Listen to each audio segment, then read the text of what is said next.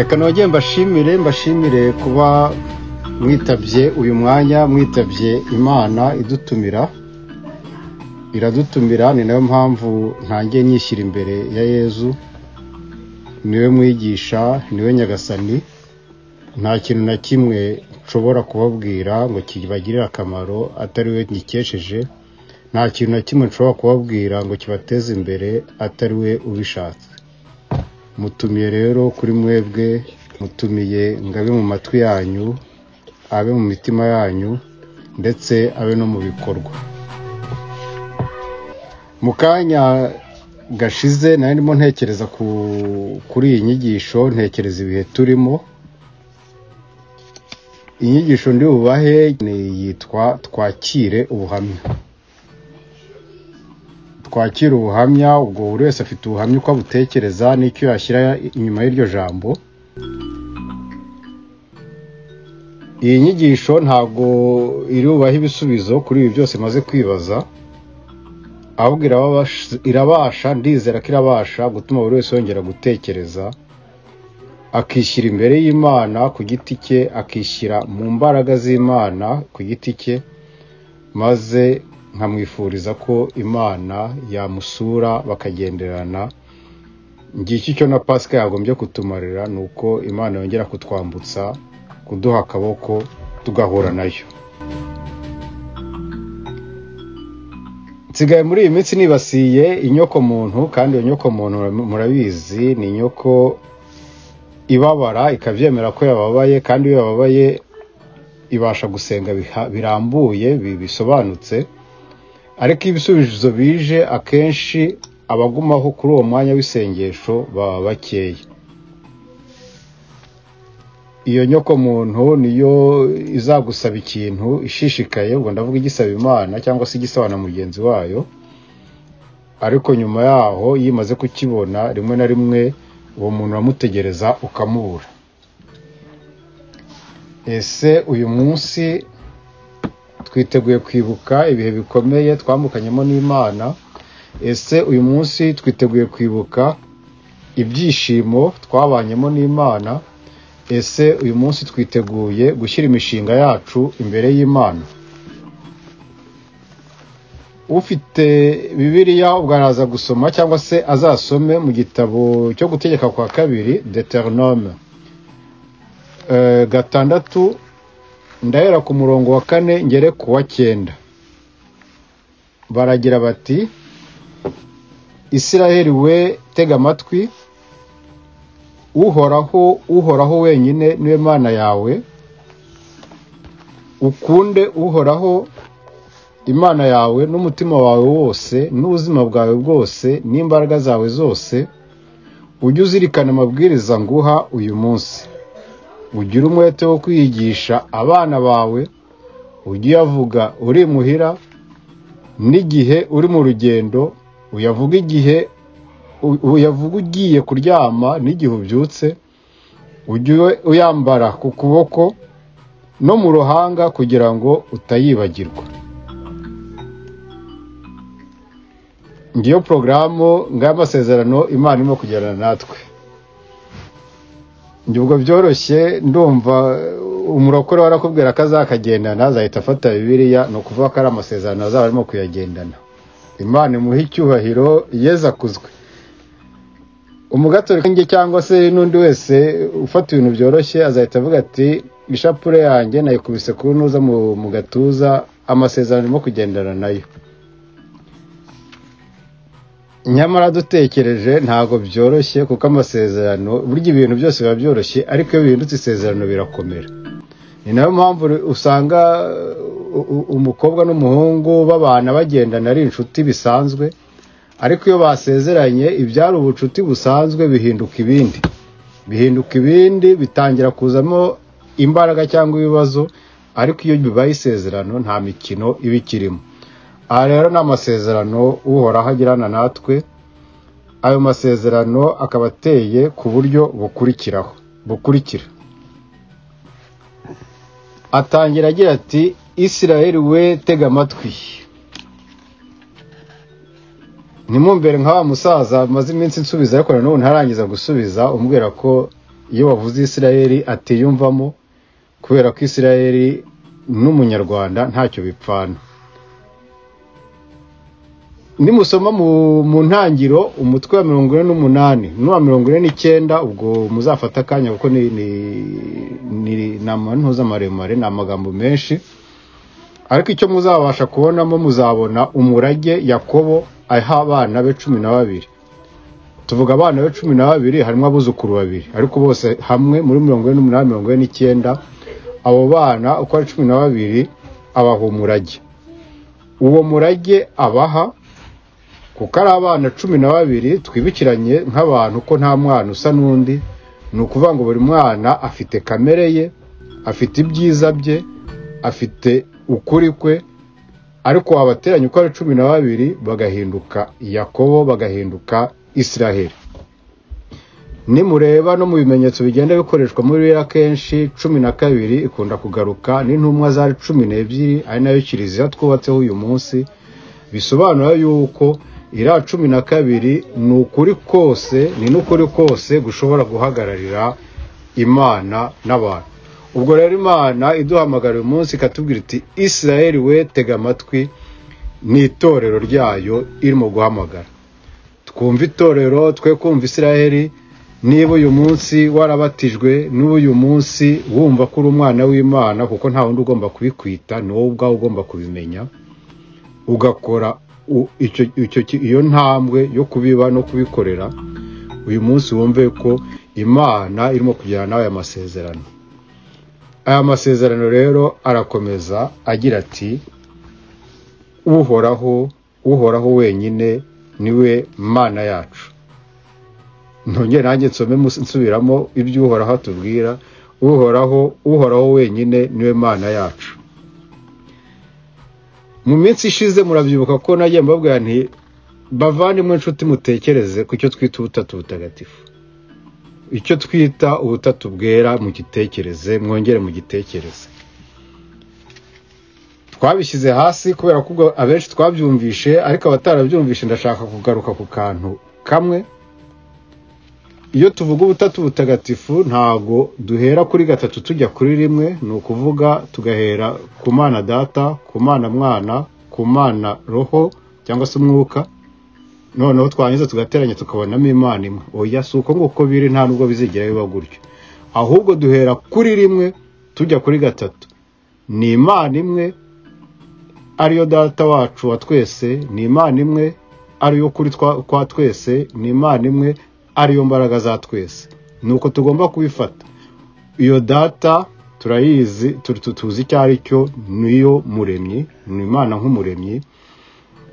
Uko kuri ni Imana yatwiyeretse, Imana yaje ku isi kutwiyereka kugira ngo tumenye aho twerekeza. Ibyo twerekezamo ni Yezu niwe mucunguzi wacu. Noneho imbaraga aduha akomora kuri Data, imbaraga z'ukuri zikomoka ku Mana, ngo Umwuka utuyobora. Ariko ntabwo bishobora kuba ibintu bitatu. Ni nayo mpamvu ngiye kubasomera mu Kuva cyangwa se Exode 3:14, baragira bati Imana isubiza Moise cyangwa Mose, iramubwira iti ndi uwo ndiwe, kandi iti aba ari ko uzabwira Abisirayeli uti ndiho yabantumyeho. Muri Yohana 8:58 Yezu arongera akavuga ngo, Yezu arababwira ati ni ukuri ndababwira yuko Aburahamu ataravuka ndiho. Iyo usomye Bibiliya witonze, ntufate isezerano rya kera ngo ryibagirwe, ahubwo ukarifata ukarihuza n'isezerano rishya, birumvikana. Ntago dufite Imana eshatu dusenga, dusanga Imana imwe. Imana imwe yatwiyeretse ubugira gatatu, ariko ntago ari abantu batatu batandukanye cyangwa se za entite eshatu zitandukanye. Ni nayo mpamvu ijambo communion cyangwa unité nta sense rifite, ntirigomba gukoreshwa. Ubwo ariko turaza kubigarukaho hasi gatoya, mbereka ko iby'Imana, uko Imana irimo kutwibwira, iyo uhoraho wenyine niwe Mana yacu, ni nako natwe ubwacu twagombye kuba, kuko turemye mu ishusho ryayo. irakomeza ikagira iti ukunda uhoraho Imana yawe n'umutima wawe wose. Gukunda uhoraho n'umutima wacu wose biroroshye, ubwo ndahita nikomanga ku gatuza numve ko umutima mubwiye ko ugomba gukunda uhoraho, mbe ndabirangije. Ariko nimuza gusoma gatoya cyangwa se muzirikanye gatoya muri Bibiliya, muzabona ko abantu benshi batubwira abakozi b'Imana cyangwa se abubaha Imana. Iyo bakubwiye umukozi w'Imana ntuzate igihe, ni igihe cyose urimo wubahiriza cyangwa wigisha ukuri. Iyo wigisha ukuri ni igihe cyo bita serviteur cyangwa se umukozi w'Imana, ni igihe cyose umuntu yigisha ukuri. Naho ubwo ijambo rya kabiri ari ryo kubaha cyangwa se kubaha n'umutima, ni igihe cyose usenga, ni igihe cyose uri muri wowe uyisingiza, ariko cyane cyane uyiha igitinyiro cyayo. Ngo hari ukubaha Imana uyigisha bagenzi bawe, ariko hari no kuyubaha uyiha igitinyiro cyayo. N'ubuzima bwawe bwose, ubuzima ntabwo ari ikintu gikomeye kumva. Ubuzima bw'umuntu ni iki? Ndavuga nk'iyo twagiye gushyingura cyangwa se guhamba, ubuzima bw'umuntu bahita batubwira ni uko yabayeho, ibyo yakoze, ibyo yakundaga, ibyo yangaga. Ngicyo icyo bita ubuzima bwawe. Ubwo rero natwe ubuzima bwacu bwose tugomba gushyira ku Mana, ni ibikorwa byacu, byaba intekerezo cyangwa se ibyo dutekereza, yewe n'ibyo dukora buri munsi. Ibyo rero tukaba tuzi ikintu kimwe, kandi icyo nicyo ndumva ari nako kiri: urukundo rubyara ukuri, ukuri kubyara urukundo. Ni nayo mpamvu muri Bibiliya muzabona ijambo kenshi ubukwe cyangwa se gusangira ari ubukwe. Ni ubukwe bw'urukundo n'ukuri, ari ugusangira. Ni igihe Imana iba yemeye yuko uko kuri n'urukundo biturimo byakuze. Ubwo rero duharanire kuyikunda, gukunda uhoraho n'umutima wacu wose, umutima wacu wose tuyamamaza ariko tunayitinya, kuko ushobora kuyamamaza kandi ukayamamaza neza ariko utayitinya, waramaze kuba icyapa. N'ubuzima bwawe bwose, ubuzima bwawe bwose ni icyo abantu bazasigara batekereza, kuko wowe icyo utubwira cyangwa icyo utwereka nta rimwe na rimwe gishobora kuba atari ukuri, ariko icyo dukeneye ni ibikorwa biri ku mutima wawe. Ngubwo ubuzima dukeneye ni ibyo bikorwa, ni urwo rukundo rwamaze kugutura, kuko wamenye ukuri, kuko wubaha Imana n'imbaraga zawe zose. Imbaraga zawe zose ni iki? Ni ibitekerezo, ni n'ibikorwa. Ubwo dusubiye uko nababwiraga Imana hejuru, nababwira ko Imana ari umutima wayo, Imana ari ibikorwa byayo, Imana ari urukundo, ari imbaraga iduha cyangwa se ukuri kwayo. Natwe rero nuko nguko tugomba kuba dufite umutima nk'uw'Imana, dufite urukundo nk'urw'Imana, dufite ukuri nk'ukw'Imana, kandi dushyira mu bikorwa imbaraga Imana iduha. Ubwo rero kugira ngo twuzuze aya magambo tumaze gusoma, ubwo ndakomeza mbabwira mbasomera muri Matayo 28:19, aho Yesu agira ati: nuko rero mugende mwigisha amahanga yose, mubabatize ku izina ry'Imana Data na Mwana na Roho Mutagatifu. Kubatizwa mu izina ry'Imana Data ni ukwemera ko Imana iduha urukundo. Kubatizwa mu izina rya Mwana ni ukwemera ko Imana ari iduha ukuri, ariyo kuri. Kubatizwa mu Mwuka Wera cyangwa muri Roho Mutagatifu ni ukwemera gushyira mu bikorwa urukundo n'ukuri duhabwa n'Imana. Ngibyo icyo batisimu yagombye kutugezaho, ngaho aho twagombye kwerekeza nk'abana ba Isiraheli, nk'abana bari mu itorero ry'Imana. Ujye uzirikana amabwiriza nguha uyu munsi. Abakunda kunkurikirana muzi ko iyo muri birabanditse uyu munsi cyangwa bakubwiye uyu munsi, bisobanura ubuziraherezo, bisobanura ikintu gihoraho. Kubera iki uyu munsi bisobanura ikintu gihoraho? Nuko ku Mana nta gihe cyashize kibaho, nta gihe kizaza kibaho, nta n'igihe cy'uyu munsi kibaho, byose bihoraho. Ni nayo mpamvu tuyita uhoraho. Irabanza ikikurikira ikirangiza. ibyirema bihoraho ntibizigera bihinduka. Ni nayo mpamvu urukundo rwayo rudahinduka, niyo mpamvu ukuri kwayo kudahinduka, ni nayo mpamvu ibyo tubwira bidahinduka. Twe tuzahinduka, ibyo biratureba, ariko yo ntihinduka. Ujye uyavuga uri muhira. Ubwo muri Bibiliya yakubwiye uri muhira cyangwa se uri mu nzu yawe, baba bakubwiye igihe wumva ufite umutekano w'agakiza. Iyo ufite umutekano w'agakiza ni cya gihe wumva umerewe neza, nta kintu kigutesha umutwe, nta kintu wumva ubura. Aha rero niho benshi bagwa bagahita batangira kugwa. Oya, ugomba kwibuka amategeko y'Imana n'igihe uri mu mutekano w'agakiza. Ngiki cyo bita kuba imuhira. N'igihe uri mu rugendo. Kuba mu rugendo ubwo mu kirokore babyita kuba mu butayu cyangwa se kuba mu gihe cyo kwiga. N'igihe usumbirijwe kuba mu rugendo. Nukuvuga ngo uyu muntu ari mu rugendo nuko abadatekanye, nuko abaticaye hamwe.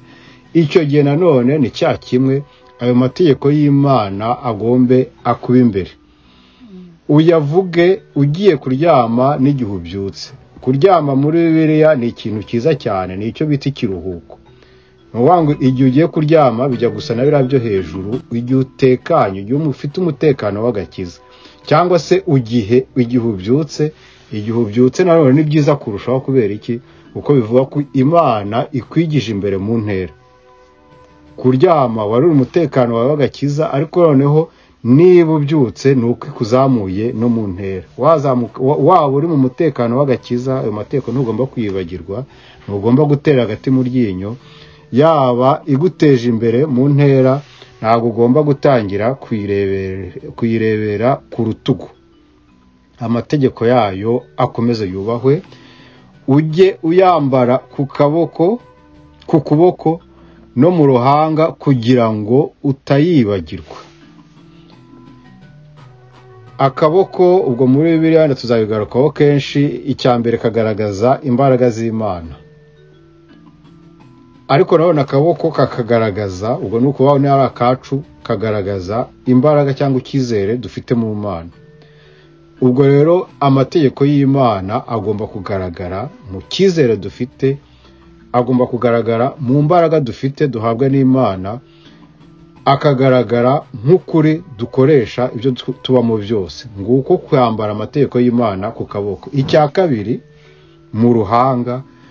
Uruhanga ni ubuhanga n'umutima w'Imana. Ni nayo mpamvu ubwo ndakavugaho hasi gato, ariko ndetse nugasobanura. Uruhanga rwawe rugomba kugaragaza umutima wawe. Nigeze kubibabwira ariko mbisubiremo, iyo ari umuzungu wishimye aratukura, iyo ababaye aratukura.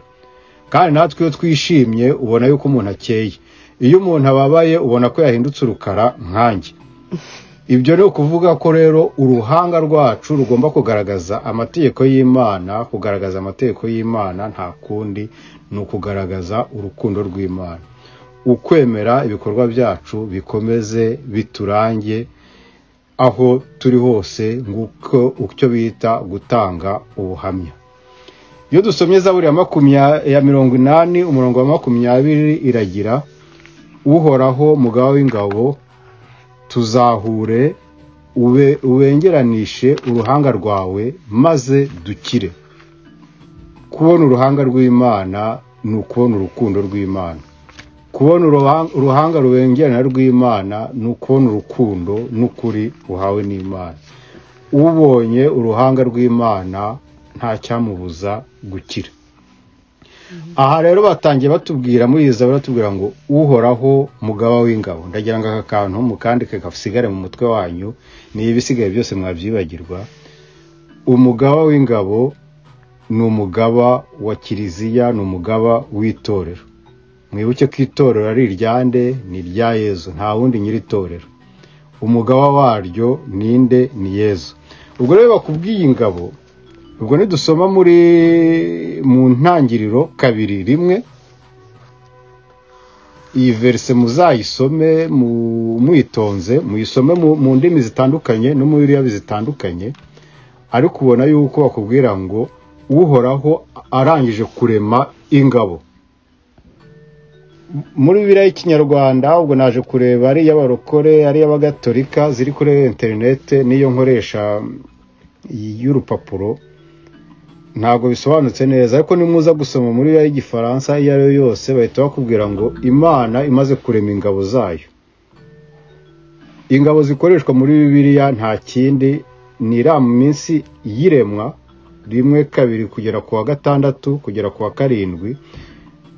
Minsi ishushanya imbaraga Imana yari haye kiliziya. Tuzagenda tubyiga gahoro gahoro, ariko mumenye yuko ingabo z'Imana ni ukuri n'urukundo, nta kindi cyitwa ingabo z'Imana.